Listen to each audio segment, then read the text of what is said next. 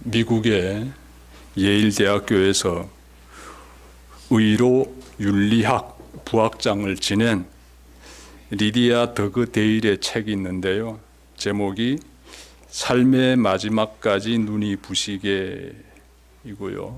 이 책에 나온 이야기를 나누고 싶습니다. 하루는 늦은 밤에 간호사에게서 호출이 왔습니다. 이 책을 기록한 저자 더그 데일은 의사예요. 그래서 간호사가 이 의사를 호출한 겁니다. 그래서 그녀는 달려가게 되는데 환자를 만나게 되는데 그 환자가 86세의 할머니예요. 이름은 블레틀리라는 그 할머니인데 그 할머니가 누워 계시는 병동으로 더그 데일 이 의사가 달려갔습니다. 할머니는 엉덩이 뼈에 이렇게 골절되어 가지고 입원하였는데 문제는 합병증으로 앓고 있었기 때문에 생명이 매우 위태로운 상태였습니다. 자, 죽음의 그림자를 느낀 할머니는 뼈만 앙상하게 남은 그 손가락으로 이불을 턱 밑까지 이렇게 딱 끌어올리고 눈을 꼭 감고 있었습니다. 자, 의사가 다가가서 안녕하세요 할머니, 주치의 더그 데일입니다. 괜찮으신지요? 라고 이렇게 부드럽게 속삭이자 할머니가 눈을 번쩍 뜨더니 분노와 공포가 섞인 목소리로 이렇게 말했습니다. 나는 죽어가고 있어요. 죽은 다음에 나는 어떻게 되지? 내가 뭘 믿었더라? 이 세 마디 말을 하는 거예요. 죽음의 공포를 온몸으로 느끼면서 죽은 다음에 나는 어떻게 되지? 이 질문을 한 이 블레틀리 할머니는요, 그 후 한 주도 채 지나지 않아서 사망했습니다. 여러분, 블레틀리 할머니를 보면서 우리는 두 가지 질문을 하게 됩니다. 하나는 인간은 왜 죽음을 두려워하는가? 다음은 인간은 죽음 다음에 어떻게 되는가? 이 두 가지 질문을 가지게 되지요. 하나하나 살펴봅시다. 인간은 왜 죽음을 두려워할까요? 우리 모두 죽음을 두려워하고 있지 않습니까? 어느 정도는 두려워할 것 같습니다. 여러분, 미국에서 큰 영향력을 행사했던 팀 켈러 목사님이요, 인간이 죽음을 두려워하는 이유를 두 가지로 찾아보았습니다. 우선 무엇인가 하면 죽음으로 인해서 이승에서 맺어온, 그러니까 지금 살아가면서 내가 맺어온 모든 관계가 끝나기 때문에, 그래서 죽음을 두려워한다라는 것입니다. 우리가 살면서 맺고 있는 관계 중에서 가장 중요한 관계라게 되면 사랑의 관계지요. 그런데 이 죽음은 사랑의 관계마저도 끊어버린다라고 보고 있고, 그래서 내가 사는 동안 맺었던 모든 관계가 다 단절되기 때문에, 끊어지기 때문에, 그래서 사람들이 죽음을 두려워한다라는 것이 첫 번째 이유고요. 두 번째 이유는 죽음 너머에 무엇이 있는지를 모르기 때문에, 그래서 두려워한다라고 합니다. 죽음이 과연 모든 것을 이렇게 끝나게 하는 그러한 그 순간이다라면 두려워하지 않는다는 거예요. 하지만 죽음 너머에 무엇이 있는지 모르기 때문에 그래서 두려워한다라고 팀 켈러 목사님이 이렇게 정리하고 있습니다. 이 팀 켈러 목사님이요, 하루는 암으로 죽어가던 남자를 만나서 대화를 하게 되는데, 그 암으로 이렇게 정말 투병 가운데서 죽어가는 그 남자가 목사님에게 이렇게 말했습니다. 죽음 자체가 두려운 게 아니라 죽음이 곧 끝이 아닐까봐 그게 두렵습니다. 목사님은 그에게 그러면 죽음 이후에 어떻게 될 것 같습니까? 라고 질문했습니다. 그러자 그 남자는요, 모르겠다라면서, 그러면서 이렇게 말합니다. 세속적인 친구들이, 즉 하나님 믿지 않는 사람들, 불신자들, 무신론자들이죠. 이런 세속적인 친구들이 어떻게 사후에는 아무것도 존재하지 않는다고 철석같이 확신하고 있는지 나는 이해가 안 간다고 말해요. 자, 그에게 목사님께서 당신이 살아온 그 삶에 대하여서 후회합니까? 라고 또 이어서 질문했습니다. 그러자 그 남자가요, 고개를 끄덕이면서 많은 사람에게 내가 피해를 주면서 살았습니다 라고 말하는 거예요. 그러면서 불의하고 악한 행위가 왠지 우리를 따라올 것 같습니다 라고 이렇게 말했습니다. 그러니까 냉혹한 죽음을 대면하자 비로소 자신에게 희망이 없음을 이 남성이 깨달은 거예요. 죽음을 척 대면했을 때 죽음 그 너머에 뭔가 있는 것 같다는 거예요. 내가 바르게 살지 못했는데 그 잘못된 나의 삶의 행위가 죽음 너머에까지 따라올 것 같습니다 라면서 두려움을 느끼는 거예요. 그러면서 정말 세상에서 그 무신론자로 사는 사람들이 어떻게 되어서 죽음 너머에 아무것도 없다고 그렇게 확신하는지 나는 이해가 안 된다고 말하는 것입니다. 죽음을 대면한 그 암 환자가 깨달은 거예요. 여러분, 팀 켈러 목사님이 말했듯이 인간이 죽음을 두려워하는 이유는 첫째는 죽음으로 모든 관계가 단절된다라고 생각하기 때문이며, 두 번째는 죽음 너머에 대해서 모르기 때문에 그래요. 그래서 죽음을 두려워하는 거예요. 자, 그러면 두 번째 질문 들어갑시다. 자, 인간은 죽음 다음에 어떻게 될까요? 다시 말해서 죽음 뒤에 어떤 일이 일어나게 될까요? 이것은 인간 존재에 대한 질문이에요. 굉장히 중요한 질문이지요. 죽음 뒤에 뭐가 있느냐? 어떤 일이 일어나게 되느냐? 영국의 저명한 신학자인 톰 라이트가 비기독교인들은 죽음 뒤에 일어날 일들에 대해서 세 가지를 주장한다라고 정리했습니다. 비기독교인들, 예수 믿지 않는 사람들, 이 사람들은 죽음 뒤에 어떤 일들이 일어나는지를 세 가지로 이렇게 나름 정리하고 있다라고 찾아봤는데요. 톰 라이트 목사님도 잘 정리했습니다. 하나하나 말씀드릴게요. 첫 번째로 완전히 소멸된다라고 주장하는 사람들이 있습니다. 이들의 주장에 따르면 인간은 죽으면 모든 것이 그것으로서 다 끝난다, 완전히 소멸되어 버린다라고 그들은 생각하고 있습니다. 철학자 셀리 케이건이요, 이 부분에 대해서 강하게 주장하고 있는 그 사람 중에 한 사람인데, 이 사람은 죽음은 곧 모든 것이 완전한 소멸이다라고 말했어요. 그는 기계가 고장 나게 되면, 기계가 수명 다하게 되면 완전히 폐기되듯이 인간도 수명이 다하게 되면 그것으로서 완전히 흙으로 돌아가서 소멸된다라고 말하고 있어요. 우리가 전에 북한에서 살 때 이러한 사상, 이러한 주장을 받아들이면서 살았어요. 사람은 죽게 되면은 무신론자이기 때문에 우리는 그때 북한 체제에서 받은 교육은 무신론 교육이지요. 그래서 사람은 죽으면 그 순간 모든 게 다 사라진다라고 그렇게 우리는 교육받았어요. 그런 부류의 사람들이 완전한 소멸을 주장하고요. 자, 두 번째 주장은요, 환생한다라고 주장해요. 사람이 죽게 되면은 환생한다. 힌두교라든지 불교를 비롯한 종교에서 이런 주장을 많이 하는데, 생명을 가진 존재가 죽으면 다른 생명으로 다시 태어난다라는 주장이에요. 그들은 이 생에서 타고난 성격은 전생에서 이어졌거나 전생에서 일어났던 일의 결과로 여깁니다. 그러니까 이전 인생에서 내가 어떻게 살았는가에 따라서 지금 이 생에서, 이 현생에서 내가 그 영향을 받고 있다라고 그들은 주장하고 있어요. 그래서 환생을 주장하는 사람들은요, 죽음은 사람의 영혼이 뭐 이렇게 환생된다든지 아니면 그 사람의 영혼이 바람이나 나무에 흡수된다라고도 말합니다.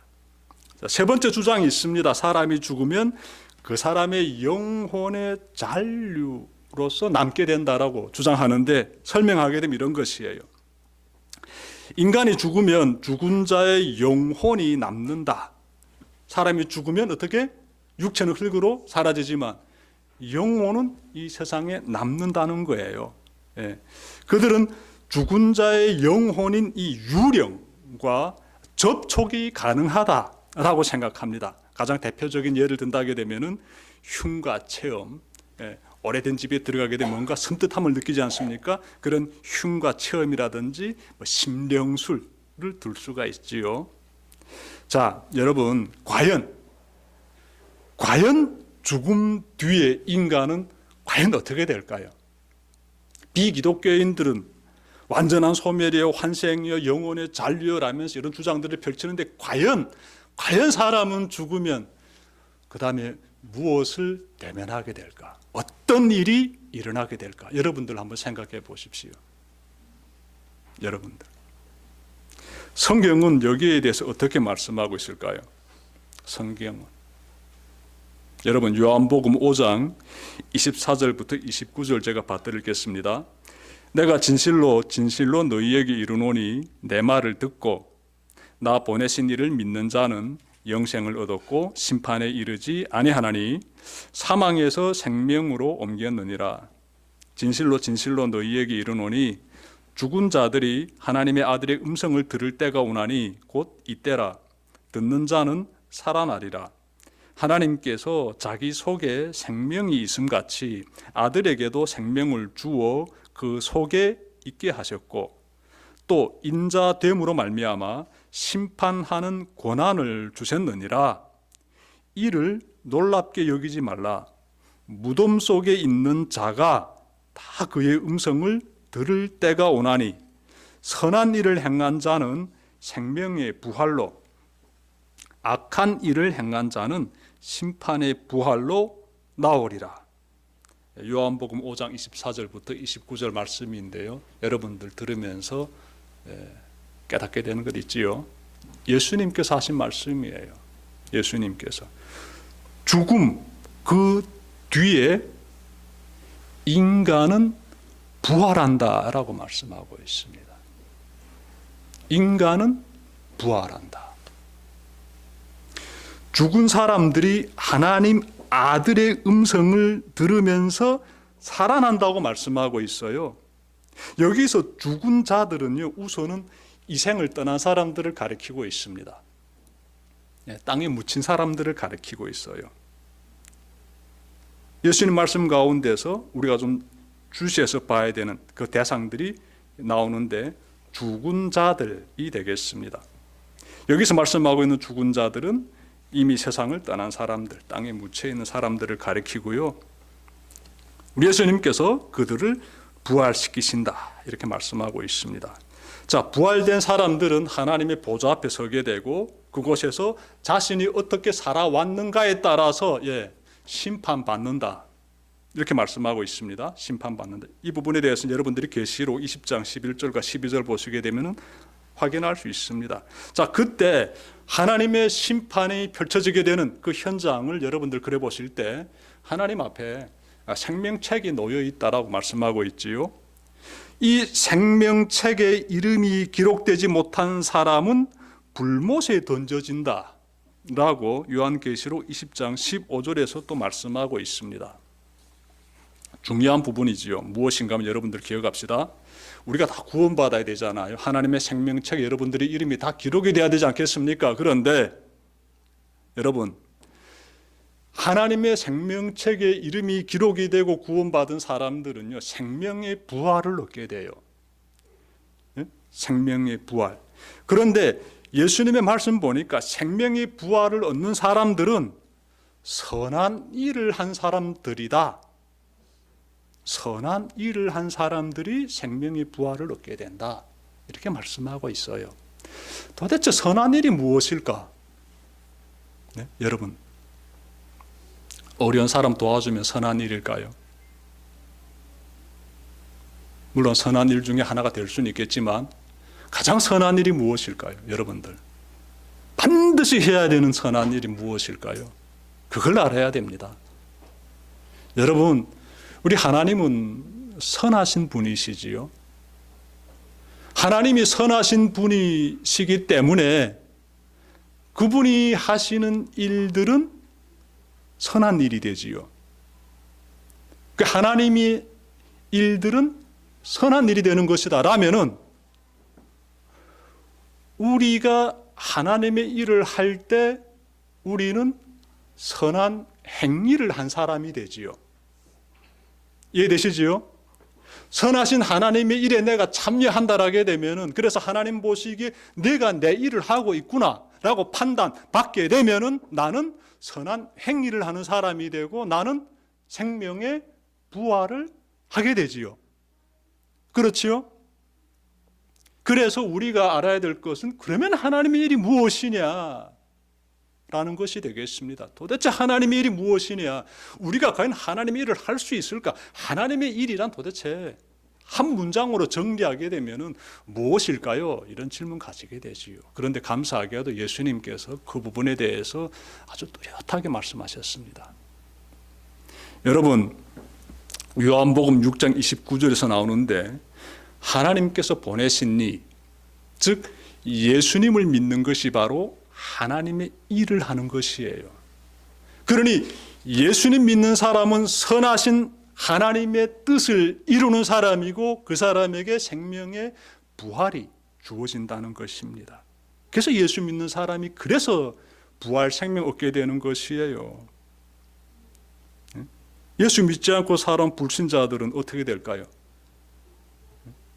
오늘 부활주일인데 그런 대성교회에 그래도 적을 둔 사람들이라면 이 자리 꽉 넘쳐나게 앉아야 되는데 예수님 부활하셨어요. 이 부활 생명에 대한 메시지 듣기 위해서 올 교회로 나옵시다라고 그렇게 얘기해도 지나가는 바람 소리처럼 듣고 나오지 않는 사람들은 불신자와 다를 바 없지요. 그럼 그 사람들에게는 그럼 어떤 일이 일어나게 될까요? 긴장되는 거예요. 생명 앞에서는요, 긴장감을 느끼게 됩니다. 생명 앞에서는. 걱정이 되죠. 예수 믿지 않고 살아온 불신자들은 하나님의 생명책에 기록이 안 됩니다. 하나님의 일을 안 했잖아요, 사는 동안에. 예수 믿지 않았잖아요. 그러니 하나님의 생명책에 기록이 안 되게 되면은 그러면 어떻게 되겠습니까? 천국에 못 들어가요. 천국에 못 들어가요. 요한계시록 21장 27절에서 오직 어린 양의 생명책에 기록된 자들만 들어갈 수 있다. 어느 곳에? 새 예루살렘에. 천국이에요. 천국을 가리키고 있습니다. 잘 기억해야 돼요. 천국에는 예수 믿는 사람들이 들어가는 것이지 예수 믿지 않고 사는 사람들, 껍데기만 예수 믿는다고 하는 사람들 어떻게 들어갑니까? 여러분은 죽음 뒤에 어떻게 될 것 같습니까? 여러분은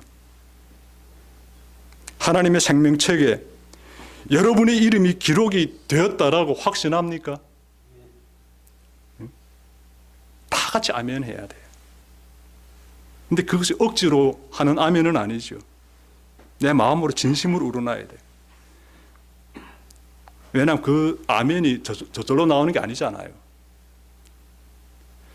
하나님의 나라에서 하나님의 한없는 사랑 가운데서 영원한 삶을 누리게 될 것임을 여러분들은 확신합니까? 예? 이 굉장히 중요해요. 굉장히 중요해요. 이 관계예요, 관계. 하나님과의 사랑의 관계 안에 내 거해가지고 나는 영원히 천국에서 하나님과 함께 삽니다. 죽음 너머에 천국이 있습니다. 예비되어 있습니다. 예수 믿는 사람들 들어가는 그 나라가 있습니다. 확실하게 깨달아야죠. 이거는 완전히.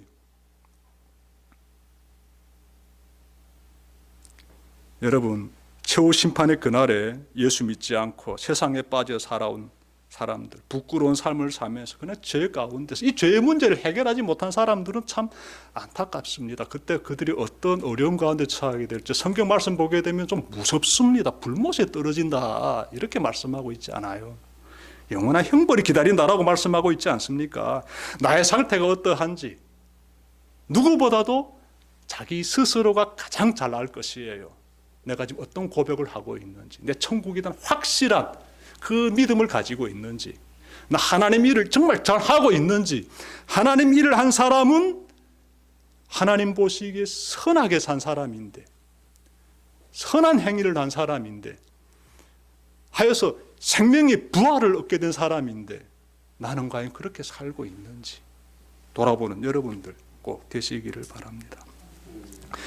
요한복음 5장 29절에서 예수님이 언급하신 죽은 사람들은요, 그저 불신자로 살다가 죽은 사람들만 의미하는 것도 아니고, 또 예수 믿다가 죽은 사람들, 즉 이 세상 살다가 죽은 사람들만을 의미하는 것이 아니라, 여기서 나오는 죽은 사람들은 예수 믿지 않고 살아가는 현세의 사람들도 가리킵니다. 이 사람 살아있는데요? 이 살아있는 사람 보고 왜 죽은 사람이라고 말씀합니까? 이렇게 여러분들이 또 생각 가지실 수 있는데, 성경 보게 되면요, 에베소서 2장 1절에서 나오지요. 육체는 살아있지만 영혼이 죽은 사람이 있다는 거예요. 영혼이 죽은 사람. 그러니 불신자들을 가리키죠. 이런 사람들도 영혼이 죽었기 때문에 죽은 자들의 무리에 들어갈 수 있습니다. 그래서 정말 잘 깨달아야죠. 이제라도 늦지 않았습니다. 이제라도 그들이 예수님 믿으면 돼요. 그러면 그들도 하나님이 원하시는 일, 선하신 일을 행하게 되고 그들의 영혼도 다 소생이 됩니다. 예수님이 그 우리 모두의 죄를 십자가에서 대신 치르셨기 때문에 이것을 믿는 사람은 사망에서 생명으로 옮겼다라는 사실 잘 기억해야 돼요. 예수님이 이것을 이루기 위해 오셨으며 이것을 이루기 위해 십자가에서 죽임 당하셨으며 이것을 이루기 위해서 3일 만에 부활하셨습니다. 이걸 가리켜서 복음이다라고 해요. 복된 소식이다. 사람 살리는 소식보다 더 복된 소식이 어디 있습니까? 이 죽은 사람이 어떻게 하면 살아날 수 있는지 그 방법에 대하여서 설명해 주는 소식이야말로 진짜 복된 소식이죠. 그래서 예수 믿게 되면 죽음에서 생명을 얻어요 라는 이 메시지가 복음인 거예요. 복음. 오늘 본문인 고린도전서 15장 1절에서 사도 바울은요, 바로 이 복음을 전하고 있습니다. 여러분이 이 복음을 믿고 따르기로 결단할 때 여러분에게는 반드시 구원이 임합니다. 반드시. 여러분, 제가 이렇게 전하면 어떤 사람들은 이런 질문할 것입니다. 굉장히 많은 사람들이 또한 이런 질문을 할 것 같은데, 아니 당신 지금 예수가 죽음에서 부활했다라고 자꾸 말하는데 그 사실이에요? 그 사실이에요? 사실을 입증하기 위해서는 뭐가 있어야 합니까? 증인이 있어야 돼요. 증인. 증인이 없으면 사실이 될 수가 없어요. 그런데 성경 보십시오. 오늘 본문에서 나와요. 증인들이 나옵니다. 증인들 보니까 예수님의 12제자뿐만 아니라 500여 남녀들이 증인이다 이렇게 말씀하고 있어요. 500여 남녀들이. 그런데 말씀 보니까 이렇게 말씀하고 있어요. 그 가운데 더러는 세상을 떠났지만 대다수는 지금도 살아있다라고 말하고 있어요. 대다수는 지금도 살아있다. 6절 보십시오. 자, 그 후에 그리스도께서는 한 번에 500명이 넘는 형제 자매들에게 나타나셨는데 그 가운데 더러는 세상을 떠났지만 대다수는 지금도 살아있다 이렇게 말씀하고 있잖아요. 예? 사도 바울이 이 고린도 교회에 지금 편지를 쓰고 있는데 내가 전하는 예수 그리스도의 그 복음, 예수가 죽음에서 살아났다는 이 복된 이 소식이 얼마나 사실인지를 너희들이 알고 있지 않느냐. 이 증인들이 지금 대다수가 살고 있지 않느냐. 500여 명의 사람들 가운데서 일부가 죽었지만 대다수는 과반수를 가리키고 있지요. 지금 다 살아있지 않느냐. 그 사람들이 다 보지 않았느냐. 증인들이 있지 않느냐. 정말 우리가 이 말씀 보면서 이보다도 뚜렷한 역사적 사실의 증거를 어디서 더 찾을 수 있습니까? 확실한 사실이지요. 확실한 사실. 우리는 죽음 너머에 무엇이 있는지를 비로소 다시금 확실히 알게 되었습니다. 우리는 부활하신 예수님이 지금도 우리와 함께 하심을 믿으며, 그리고 죽음이 아무리 인간 사이의 관계를 끊어놓을지라도 하나님과 우리 사이의 그 관계를 결코 끊을 수 없다는 사실 또한 분명히 깨닫게 되는 것이에요. 죽어도 하나님과 우리 사이의 관계는 끊어지지 않습니다. 계속 지속이 되는 거예요. 잘 기억합시다. 이 사실을 굳게 붙잡고 그리고 이 복음을 전하는 여러분들 되시길 바랍니다. 네? 여러분, 바울이 이렇게 말하지요. 15장 2절 보니까 내가 여러분에게 복음을 전해드릴 이 말씀을 헛되이 믿지 말고 그것을 굳게 잡고 있으면 이 복음을 통하여 여러분도 구원 얻을 것입니다. 이렇게 말씀하고 있어요. 복음을 어떻게 해야 된다? 굳게 붙잡고 지키면서, 그러면서 전하면서 살 때 여러분들께서 구원을 얻게 된다. 이런 말씀이지요. 버지니아 의과대학 정신의학과 명예교수인 브루스 그레이슨이 쓴 책이 있는데 제목이 애프터 라이프입니다. 애프터 라이프. 이 책에 실린 실화를 전해드림으로 말씀 마치려고 합니다. 크리스틴이라는 37살의 성공한 여성 사업가가 있었습니다. 물론 지금도 살고 있는 여성이라고 생각됩니다. 그녀의 지난 삶을 간단히 소개하면 기독교 가정에서 태어나 자랐으며 결혼하고 자녀를 키우면서 시간 될 때마다 가끔씩 교회 나가서 예배를 드리곤 했습니다. 그러니까 신앙 생활이 굉장히 몸이 건조하다. 신앙이 어떻게 빈약한 가운데 있다라고 볼 수 있지요. 교회를 멀리하면서 가끔씩 자기 편할 때만 애들 데리고 교회 와서 예배 드렸습니다. 자, 그러던 어느 날 갑자기 심장 박동이 멈춰섰습니다. 그래서 응급실에 실려갔어요. 심장이 멎었다라게 되면 이것보다 더 위급한 상황이 어디 있습니까? 심장이 딱 멈춰서 가지고 무려 10분 동안이나 이 심장이 뛰지 않는 거예요. 이때 이 여성이 임사 체험을 하게 됩니다. 새로운 걸 보게 돼요. 상상도 못했던 그 세계를 보게 됩니다. 책에는 이렇게 나와 있습니다. 이 여성이 직접 자신이 쓴 글이에요. 100만 개 혹은 그보다 많은 아름다운 빛의 세계로 내가 빨려 들어갔습니다 라고 해요. 어마어마한 빛의 세계를 본 거예요. 그리고 빛의 세계에 내가 빨려 들어갔습니다. 그리고 그곳에서 큰 빛을 보게 되는데 자신은 그 빛을 본 순간 이 빛이 어떤 존재를 감싸고 있다는 것을 알게 됐대요. 그냥 직감적으로 알게 됐대요. 그때 마음이 기쁘고 편안하고 평화롭고 행복하고 만족했다라고 해요. 이 감정을 지금 다 느끼는 거예요. 그 존재와 늘 그렇게 함께 하고 싶은데 그 존재가 내 아이들은 내가 필요하단다 라고 이렇게 말하는 것을 또한 듣게 되었어요. 영적 교감이겠지요. 그래서 그분이 뭘 원하신지를 알아차리게 되고 돌아오게 되는데 여기까지가 이 여성이 경험한 임사체험이에요. 심장이 다시 뛰기 시작하고 의식을 찾게 됩니다. 자, 이 체험을 계기로 이 여인의 삶은 완전히 바뀌어지게 됩니다. 어떻게 바뀌어졌는가 하면요, 이전에는 저돌적이고 굉장히 물질 중심적인 삶을 살았어요. 자존심이 강하고 완벽주의자이고 자기 마음대로 일을 통제하려고 했던 사람이었어요. 강한 사람이죠. 사업을 하면서 돈도 많이 벌고 자기 주도적이고 내 계획대로 움직이고 완벽한 이런 것을 추구하면서 그렇게 살았던 아주 그런 여성이에요. 그런데 그 일을 겪고 난 이후로 죽음 너머에 어떤 세계가 있는지를 잠시나마 경험한 그 이후로, 그래서 다시 살아난 그 이후로는 이 여성이 어떻게 사는가 봤더니 나의 삶에서 가장 중요한 일은 하나님이 원하신다고 생각하는 것을 하는 일이 되었습니다.